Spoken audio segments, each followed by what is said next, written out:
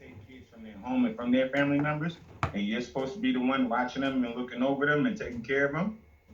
These people just jump ship, jump ship, jump ship. Like all these coaches, since I've been watching before I played, I watched people get jumped, people leaving and get left. I'm like, that's not gonna happen to me. And look, dude leaves me right after a tough game too, like that. Sweet 16, we're about to get to the Elite Eight. This is about to be crazy. We're in the locker room all hyped up, second half, and then after that, once those guys said, forget the Nada Sabakis and leave his sneakers off, I knew something was fishy, like something didn't add up. Because why wouldn't you want the guy that's what he was like 4 for 6 or something like that? He was like he only missed 2 shots. He was lighting it up. RMJ Part 3. He stepped him out, took his sneakers off. So all of that played the part when you didn't go down there and console one of your players and let them know, during the game. You can let them know, hey, come on, we need you. Let's go. Send one of the coaches down there. Get him hyped, something. It took me to go down there to get him to put his sneakers back on and then to come back to the game. And by that time, it was like, get him. And I'm like, my overall thinking, like you said earlier, I will almost rather die than lose or lose a possession or anything. So, I showed you, I went above and beyond to help a grown dude, get his sneakers back on, help the team. It was way more about it was more to me. You know what I'm saying? Yo, to see some dude take his sneakers off my life and do that, I never seen it. But to see the coaches not care after that, I knew it was something coming. Later on, we lost that game.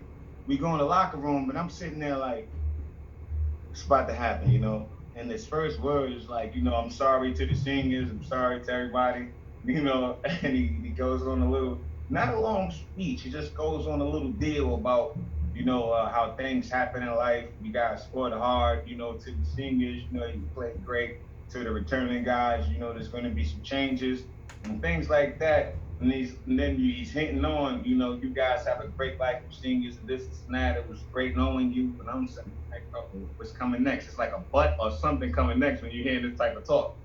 And he's like, everybody just have a good life. I have a new opportunity and this is that. UCLA, when you hear rumors about coaches going places and you hear from different people, and you're just like, as a player, he didn't come to us like, he would come to us or anything, like, just like a hint, a talk, like, we got to hear from other people, and that hurt us, it hurt all of us, even the people that was leaving, because you know what, man, coming from New York City, man, and coming from different places, we went through a lot. We went through a lot as kids dealing with this AAU, this prep school thing, waiting our opportunity, waiting our time.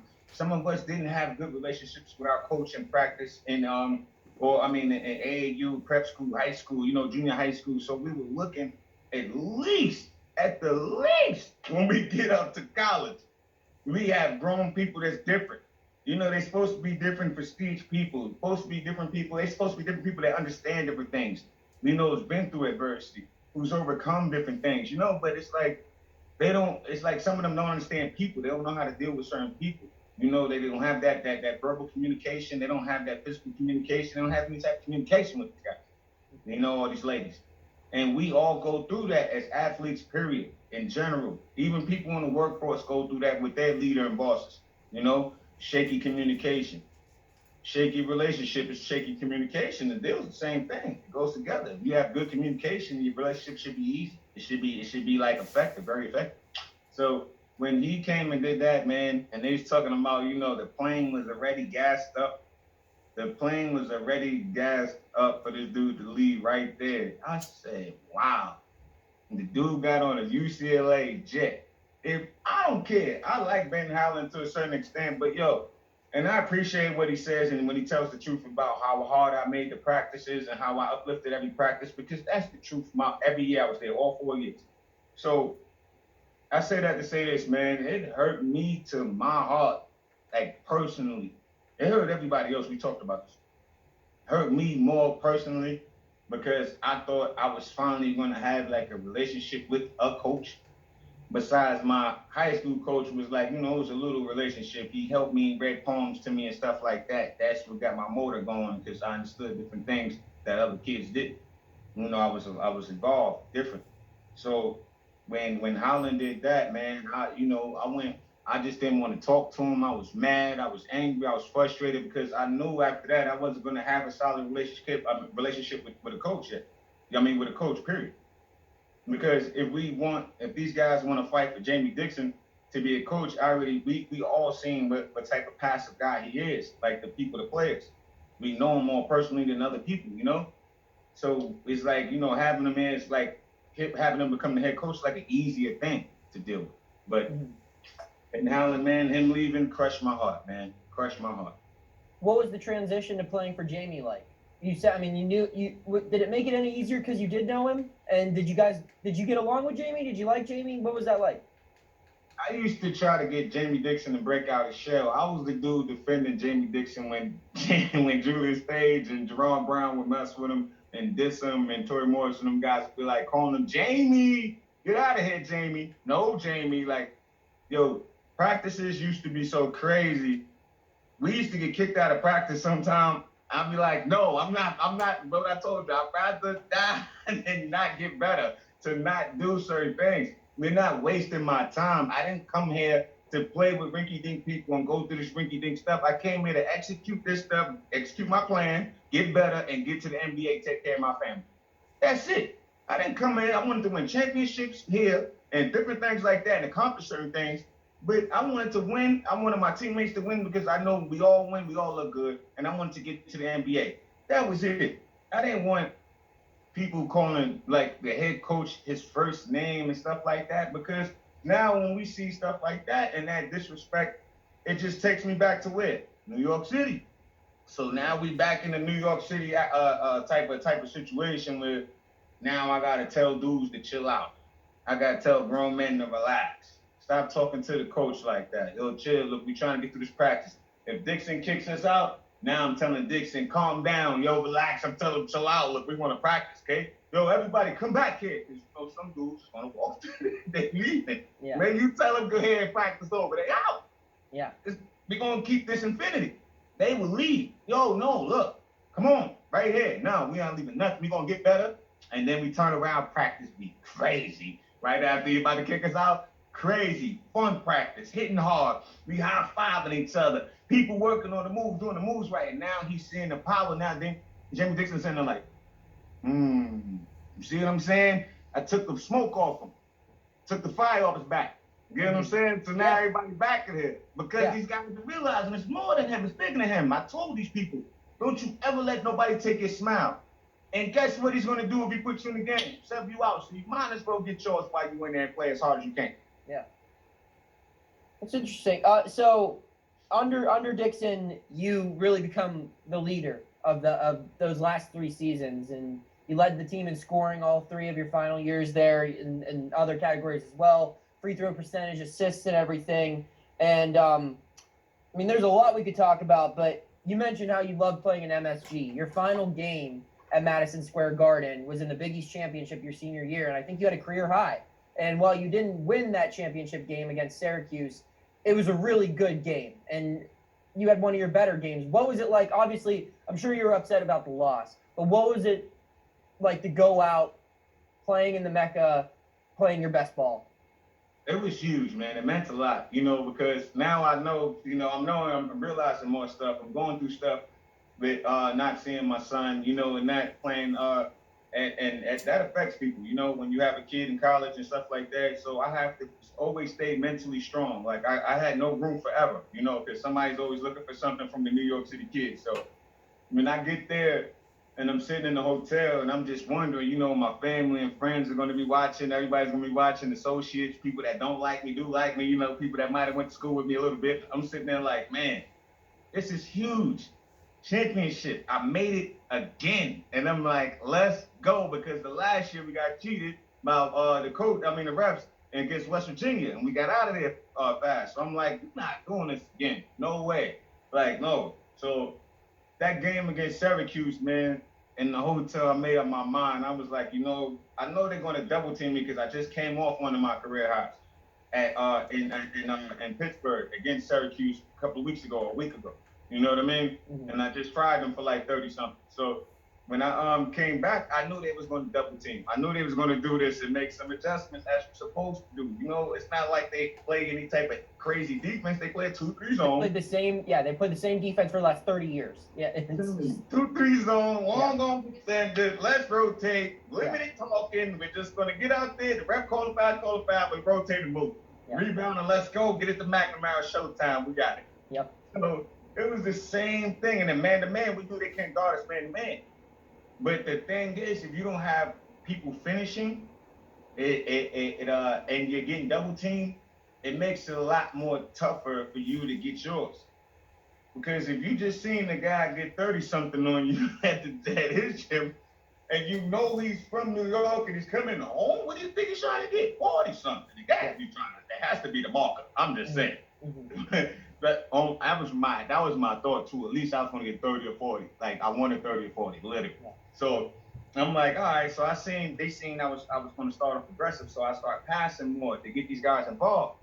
And I seen my teammates nervous and scared, and I was just like, man. And then look, it's not the time because we have the worst ref in the world. Jim Berg, Tim Higgins, those are the worst refs. They hate us.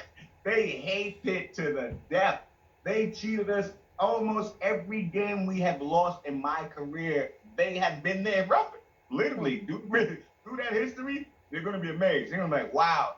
Like, so I knew it was like a lot of things leading up into this game. So I was like, man, they're not going to let, after the whole Jerry McNamara story with Boeheim cursing and standing up for him and this and that. Picture if Jamie Dixon would have did that for me. Can you even picture Jamie Dixon cursing? Do you get what I'm saying? Yeah. So it was the whole story, especially what's going on now. You know, we're not talking about each other. We don't have no racist bones in our body. But it was the black versus white story. We can't let this black kid win who we don't like, who always throws up the X, who's animated the XD, you know what I mean? Yeah. Representing, he's always flaunting his dirt, he's going like this, and he's going, and he got the other white kid with the white coat, and the Syracuse, New York, and it's a legendary Boeheim coach. Come on now. It was a no-brainer. We knew we was going to get cheated, but we was just still trying to compete. You get what I'm saying? Yeah. Because at the end of the day, hey, even though we won games with refs trying to cheat with these other Cinderella stories, we've won these games and we proved people wrong. So I know if I can just get these guys to just believe a little bit more and stop being a little bit nervous and timid, we can go. But when I seen one of my teammates crying at halftime, I just knew it was gonna. I didn't know how that was gonna go. You know, when you see a grown man going to do, hey man, just gotta keep it in friendly. I'm not gonna say the name. I'm not doing it. We just show love. But when I seen them crying, and then I seen other people nervous in the locker room, I'm just like, wow. I'm consoling them. You know, I'm not making fun of them. I'm like, it's gonna be okay. I got you. You know what I mean? This is snap. We're gonna get this, and we're gonna win. They're soft. They can't do nothing to us. We're gonna, so everybody got hyped. When we came back out, this one play, man, to this day, it makes me mad. Like, I can't stand Jim Berg or Tim Higgins. Like, I don't like them to this day. Like, I don't ever want to see them in life. Like, to have a person, and mind you, in this game, they have Sherman Douglas there. They have all these Syracuse alums sitting in the front, going down on this court, going down like on the left side. But, man, they're sitting there. Derek Coleman is drunk. All these other celebrities, Alan Griffin, these dudes talking crazy to me. And if you remember at that game, I got an and when I was like, oh, talking crazy and I was talking to Derek Coleman, and I was pointing at him, talking crazy, like, we gonna win this, I ain't scared of none of y'all. I'm going crazy, like, because there's nobody in the world that's gonna scare me. So you're not gonna punk my people either, man. Look, they on my team, I got them. You're not doing nothing to them, nobody around me. So when I seen that, and then when we start coming back and rallying and my dudes start doing this, I was like, yeah, we got this. Now they scared. Then when Jim Berg started calling the cheating calls up, it was like you didn't know what to say. Like, it was like, then I told him, I was like, I got to play. And I told Jim Berg, I was like, I scored and he didn't call a foul. And I ran and I was like, so what? I don't need you. I don't need you. Like, cause he told me, he was like, this is true story. This is real true story. You're getting exclusive right here. right. Bird told me, laughed at me, said, "You think I'm gonna let you win this by yourself? Gotta be kidding." I was like, "I don't care. I don't need you." And that's when I got the tech. And I got a tech. Then people didn't know what happened. I was like, "Man, I don't care if you're a rep. You're not going to talk to me crazy like you're some cop. And I don't care if you're a cop, but there's got to be respect here." They used to tell Jamie Dixon, "Shut the F up" during the game. Like, I'm playing. I'm like, come on. Come on. So now how we going to win? They're not going to call a foul now. They don't respect him. So then we got this. And then we got the guys missing layups. Now they missing layups underneath the basket. So now we need this. We need this momentum. We need something to somebody, right? So I come down and hit my threes. Get my buckets. Now, I hit a couple of threes in a row. I get us close. The biggest player of the game. Now, if you, like anybody that has eyes, anybody that has ears, that heard the commentary of the game, listened to it on the radio, that's watching the game, seeing that when I pump fake for three, Jerry McNamara jumped on my neck and my head, and I went up to shoot the ball for three, and then they called a foul, and we was down three. Like, what else do you need? What do you want? Like, refs, help, somebody, help. I was sitting there like a movie. Help me, please. Help me, please. You know what I mean? Like, what do you want? The dude literally, whole body jumped on my head while I'm shooting a three. Everybody in the crowd is going crazy. And literally, it took my life. It took everything in me that my mother and father taught me not to knock that man out on the court. I almost literally leveled Jim Bird and went to Tim Higgins and two-pieced him. Like, that was that close. It would got crazy. Can you imagine that, me going over there, one bang Jim Bird, pow, and then that would have been good. I'm like this. Oh, out the guard. Oh, this guy's done. So like I said, you have to like show a lot of restraint, man, in this game, man. You have to calm yourself down a lot in this game. It's a physical game. It's a high energy game. People are showing a lot of emotion. It's a very passionate game, And when you get cheated like that, man, and you're focusing on a goal, and you telling your family and friends and people you're gonna achieve this goal. You get what I'm saying? Like it means more. And these people aren't appreciating how hard you work. You're only looking at my skin complexion. You're looking at the legendary coach, Jim Boeheim. You're not looking at the work we all put into. You're looking at the little fairy tale story. Yeah. It was made up by this man. He got it right. Nobody's like, come on, the dude was playing ball. Now, not to say, I'm not taking nothing against McNamara, because the game against Georgetown, and it was another game, I think, with Cincinnati, man. He killed them boys. He went crazy on them boys. And he had a great tournament altogether that year. Thank you. Yeah. And that was a salute, but it just wasn't matching what we was doing 4 nights. You know what I mean? 4 days, 4 nights. Like, we was there. We here. And we playing with different type of people. So with the fact that we're playing with that type of coach under the stress that we have and everything else, and these guys are playing carefree, it's like they knew they was going to win. Yeah. And I was like looking at McNamara. I'll talk to him about that a little later. And, that's for another time. I can't hit you with that later. But he knew what went down wasn't right. And it meant the world to me to hear that. But at the same time, it would have meant the galaxy and the universe to hold that trophy up in New York City in front of my family properly and rightfully so as the champion of the Big East. Yeah. At the Big East tournament, because that would have helped our stock too for the NBA. And that would have helped our NCAA seeding, which we always got jerked in the tournament in the seeding. So you always got the 3 seed, even though you'd win the Big East. That didn't make sense. They didn't start doing 1 seeds until they were like, okay, Pitt's made the Sweet 16 about 30 times now. Maybe they can be a 2 or a 1. I never got that either. Because they never respected Dixon or the Pitt program. That's what I was saying, because there was nobody fighting and speaking up for that. So we needed more people speaking up for us as a team, and we needed more people speaking up for the university as a whole. Like, this was ridiculous. We're breaking records in the Big East, like repeatedly, like a bunch of records. We're stopping people, holding people, doing this and this, multiple wins in a row. Nobody in college basketball won more games than I did, over 83%. I was killing it. Like, so how don't I get to the NBA? I'm just saying, it's a lot of stuff that was going on what people were doing behind closed doors, and it wasn't right, and it wasn't my game, and it wasn't the fact that anything that happened with Jamie Dixon, because I never got locked up. I never in Pitt. I never got in trouble with Pitt. I never fought a teammate at Pitt. None of that. Mm-hmm. This is what other people on Pitt has done and got shots in the NBA and other places.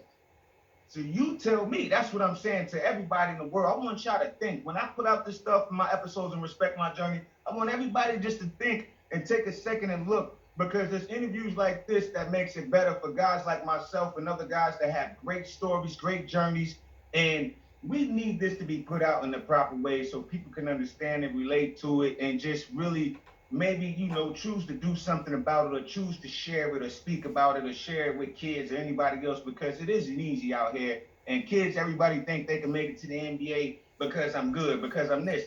Now you see, it really doesn't matter sometime about your game. They say in NBA 2K, well, Doris Burke says it. She says, well, if you're good enough, the NBA will find you. Doris, but to knock it off, lady, okay? Kick off your heels and relax your feet, like they say in the song. This is not the truth, okay? The NBA is a great league. Super duper great stars. Awesome place to play. Just a class act, class A place, but at the same time, it isn't perfect. It has flaws, and there's people in there with flaws that works in there, and these people try to do favors for other people, and we, guys like me, get caught up in some of these favors. And I get caught up in lockouts. I get caught up in a bunch of stuff that's out there. You know what I mean? So if you don't have the proper agent that's going to ask for the proper favor or anything else, then you're going to be out there just stuck. What would you say the main reason would be that you didn't make the NBA then, to be more specific on the favors? Being blackballed. I got blackballed. Why did you get blackballed? Being blackballed, I got blackballed because, well, I'm going to say this, man. I'm going to say this in a short version, man. Short version.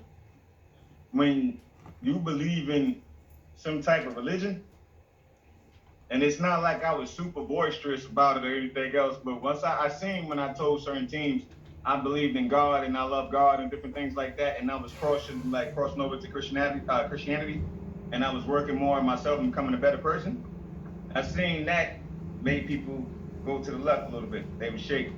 Really? Because of your Christianity? Yeah, and I seen how that hit Mark Jackson. I seen how that hit Mark Jackson. He hasn't been coaching yet, and he spoke about it. Yeah, okay. Yeah, that's interesting. I never really considered that to be a thing. But I mean, I'm taking your word for it. It's just, yeah. It's a thing. It's a big thing. Fair enough. And think about it. I shoot better than Rondo. My shooting percentage is better than Rondo and the rest of these dudes that was in the NBA before me. Mm-hmm. That was in my class. I worked out against Rajon Rondo in Toronto Raptors camp and killed him. So but guess who was one of the coaches there? Jamie Dixon's friend for the Toronto Raptors. This is what I'm saying. Jay Williams is there from Duke and William Avery. They both watch me do it. So I'm just saying, like, there's a lot that goes on because I wouldn't join certain groups. That's another one. What groups? Yeah, baby, it gets different, man. But I wouldn't be a Mason, and I wouldn't be another one that starts with the I. So, and I wouldn't join any fraternities and frats, every one of them. So that was another one. Okay, interesting enough. So, life after Pitt. You guys, I guess one quick question. We don't have to get into a long answer with this, but the Bradley loss that ends your career at Pitt, would you say that was the most, like, the toughest pill to swallow out of all the losses at Pitt? I mean, because the first 2 years you were there, losing to, I remember when the Oklahoma State loss, Dixon's first year, I thought that was your best team. And I thought that, I mean, you mentioned like the D-Wade thing in your path might have been better for the Final Four, but that was Taft. He was playing great that year. You were having a really good year. I mean, I just thought you guys had the depth. Yeah, you're correct. That was the best team. That was literally the best team. That next year with Chris Taft and everybody, like, bananas. It was crazy. So was you say Oklahoma State was the toughest loss, or was it Bradley just because it was an upset? I literally think it was specific. It was specific. It was the worst thing. And this is something I'm gonna put out in my book, man. I played with people at Pitt that shaved points. Something that was illegal, something that was shaky. And I'm not gonna bring it up, I'm gonna put it in my book though, but I play with people that shade points, and I gave somebody 6 open layups, man, missed 6 open shots around the bucket, all for a few $1,000, man. Not even $2,000, but like crazy stuff. So, like when you go through stuff like I went through, and all the tough stuff I've been through, and you see how I had the 52 fake it and smile, go out there, keep my energy, keep this, all this stuff I knew already. I was approaching Club Matrix to shave points before, never did it. To even reach the what's that crap called, the spread, the over under total spread, man. Man, I told that person, don't you ever talk to me like that again, I'll knock you out. And they never asked me again. So were players asking you to help you do this?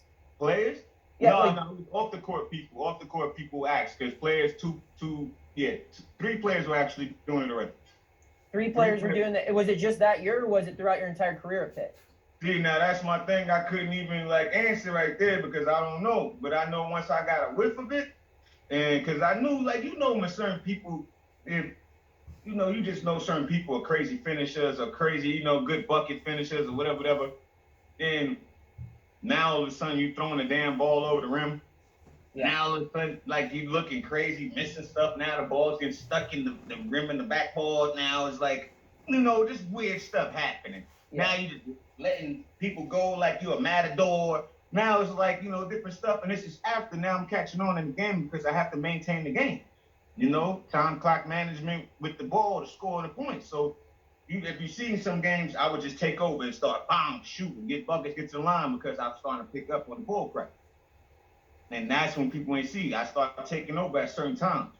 I start peeping, I start looking, I see on little shaky stuff, then I take over and I do my thing. So you had multiple teammates point shaving. Teammates point shaving, and I gotta be sitting there. There's people at Pitt looking at me like I'm a creep, like I'm this, I'm that. I'm the one that was going hard fearless for y'all. I'm the one that was breaking my fingers and my stroking my labels and everything for y'all. I was the one doing this. And how you gonna look at me like I'm a creep? Like that was crazy. Yeah. Did Jamie Dixon know